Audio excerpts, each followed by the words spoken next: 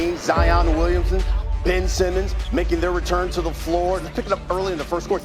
The man had more fouls than he did points. This is a grown man's league and most physical team wins. So the Brooklyn Nets and the New Orleans Pelicans both made their debuts, two separate teams in two completely different situations. And although it's only the first game of the regular season, there's so much to talk about just from this one game. There's so many storylines from both the Pelicans and the Brooklyn Nets, and both of these teams appear to have significantly different trajectories for the rest of the season. So before we get to the content, we are back doing NBA 2K23 giveaways and VC giveaways on my Instagram story and on my Twitter account. Now that we get all that out of the way, cue the intro.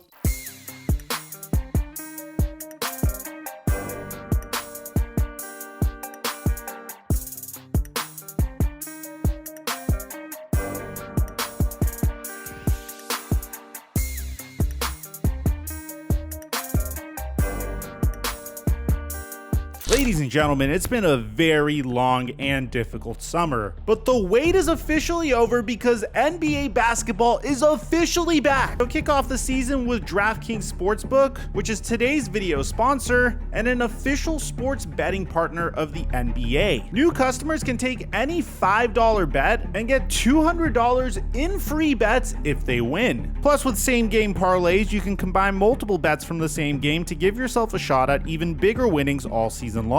For those in a state where sports betting is not yet available, don't forget about DraftKings Daily Fantasy, where they have been innovating even more ways to win some cash this basketball season.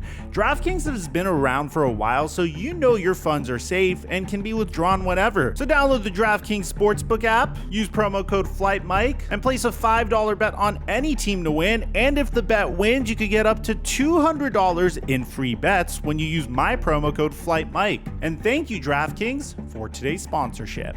Mic check 1 2 1 2. What's going on, everybody? I'm gonna give you guys a disclaimer. It's only the first game. If you're a Brooklyn Nets fan, there is no need to panic because I honestly think both of these teams are constructed beautifully. I mean, let's start with the New Orleans Pelicans and make our way to the Brooklyn Nets because I believe the Brooklyn Nets are going to be a way longer story in this video. The New Orleans Pelicans came out swinging, and to be honest, this is one of the teams that I believe are going to start dominating the NBA over the next couple of years. And it's not hard to see why when you consider the way the Pelicans finished last season. I mean, they didn't have Zion Williamson all season long. It didn't matter. They swung a remarkable trade for CJ McCollum. Brandon Ingram stepped up. You saw role players like Herb Jones really establishing an identity for themselves on defense. And from top to bottom, man, I'm in love with this team. They played phenomenally with each other, and it seems like this is a team that had significant chemistry with one another and were born to play basketball with each other. So you take the finish that the Pelicans had last season, which was a remarkable finish where they really took the Phoenix Suns to the limit in the NBA playoffs. Then you figure out that Zion Williamson's coming back, and then you remember one significant aspect of this season. No matter where the Pelicans finish, it looks like they're going to end up with a good draft pick. Now, bear in mind, I'm a Los Angeles Lakers fan, and I don't just hate on my team blindly for no reason whatsoever, but I'm fairly confident that the Pelicans could potentially finish with a top 10, if not a top 5 pick in this year's NBA draft. You add that to your existing core, and I really think this is going to be a dominant team for the long haul. I think they're going to be a successful team this season as well, if last night was any indication. Zion Williamson looked like an absolute unit out there with 25 points, 9 rebounds, and 4 steals off of 50% shooting. Now you might be thinking, okay, Mike, well, this video is supposed to be about the Brooklyn Nets. What about the Brooklyn Nets? Well, the main storyline of this game is the fact that Ben Simmons returned to action. It's kind of funny because Zion Williamson also returned to action. Both individuals dealing with different reasons why they were out of basketball. Although Ben Simmons was kind of injured, I mean,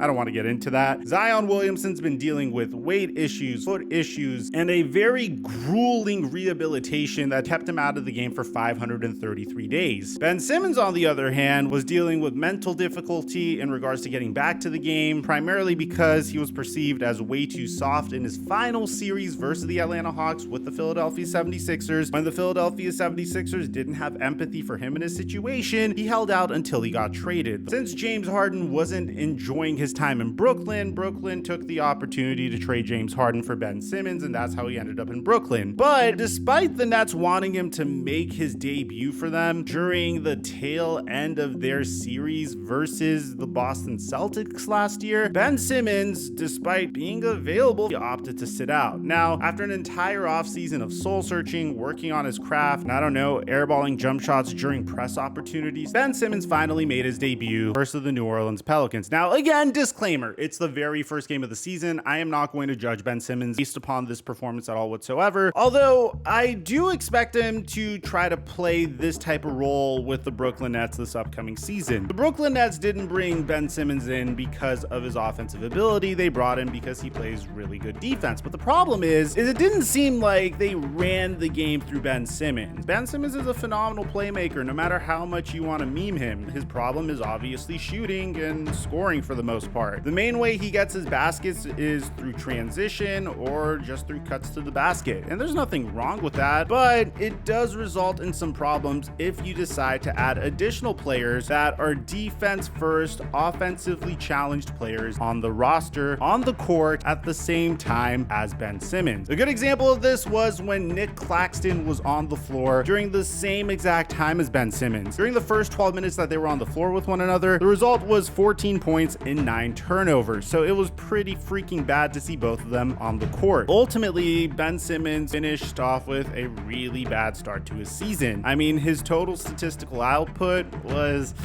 4 points, 5 rebounds, 5 assists, and 6 fouls, but the Brooklyn Nets in general were a minus 26 when Ben Simmons was on the floor with them. The Brooklyn Nets clearly have to figure something out here, and it seems like they all offered reasons as to why Ben Simmons struggled so mightily last night. So let's start with what Kevin Durant thinks about the situation, because clearly Kevin Durant doesn't seem to be very overjoyed at the current state of the Brooklyn Nets. You worry at all that after a performance like tonight that he might get a little more frustrated than usual given the way he played and the hype that surrounded it?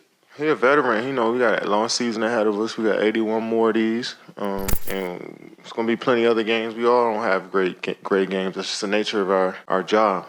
But it's about just bouncing back and coming to work tomorrow and figuring it out. It's really comical because you could kind of tell that the media is trying to hunt for a narrative here, but at the end of the day, man, it all comes back to one thing and one thing only. This is their first game of the season, and probably more importantly, it's their first game together. So obviously, it's not going to look like how they're supposed to look like in mid-season form. As a matter of fact, if you watch the Lakers versus Warriors game, there was a lot of open shots being missed. That's usually a symptom of some rust. Now, Kyrie Irving actually offered some words of encouragement, and I actually like the way that Ben Simmons responded to this situation. We'll bring both of those videos to you guys. First, I want you to see Kyrie's reaction. You just got to get reps and minutes. I think it's as simple as that. You know, we told him in the locker room he is a valuable piece for us, and we need him out there. And fouling out is not an option. Playing aggressive is something that we want him to do, but we also want to play smart. And we can hold each other accountable like that in that locker room, which I'm glad for. So we talked about it, you know, again, revert back to old habits. There were a few times where we lost games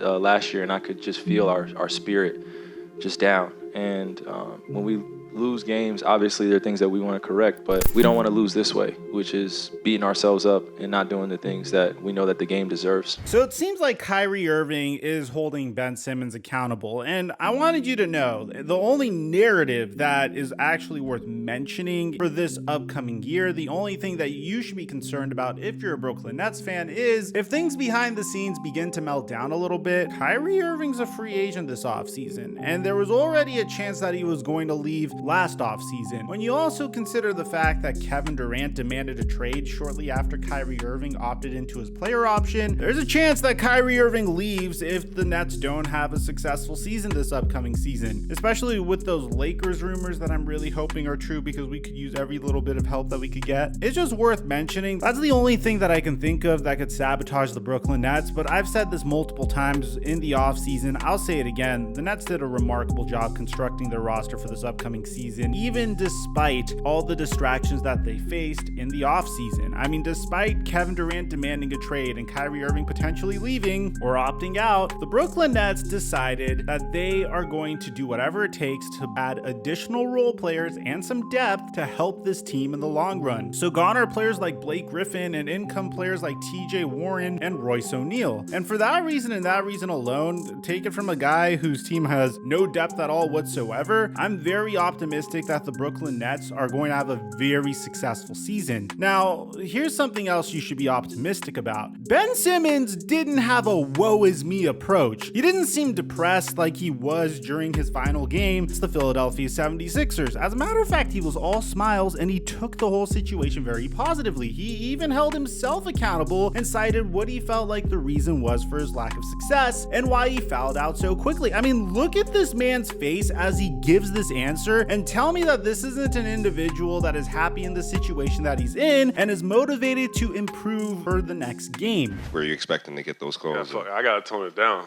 I feel like I'm being a little too physical over the top. Maybe I'm just excited.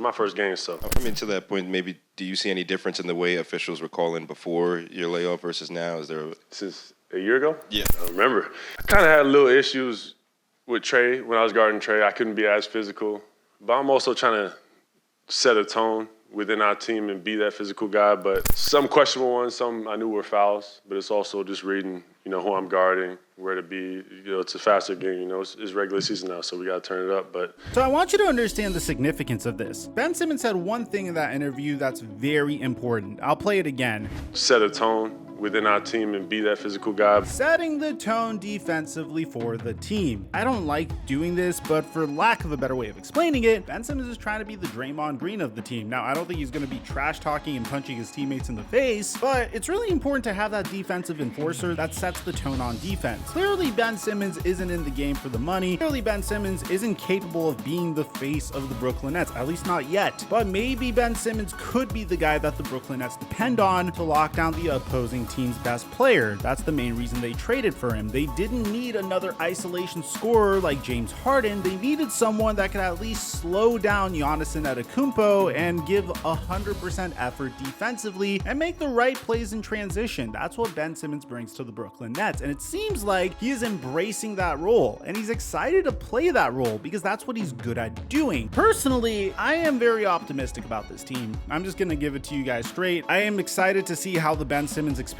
works out. Obviously, they're gonna have to tinker with lineups here and there. They're gonna have to figure out their rotations with him because clearly when you do add him to the team, your half-court offense does suffer a little bit. That aside, man, what he brings defensively, the potential for this team, what he could bring in the NBA playoffs is just way too great not to try to make it work out with him. And for the most part, I'll say this over and over and over again, I think it's gonna work out with him. Let me know in the comment section down below what you guys think about all this. Aside from that, I'm your boy Mike.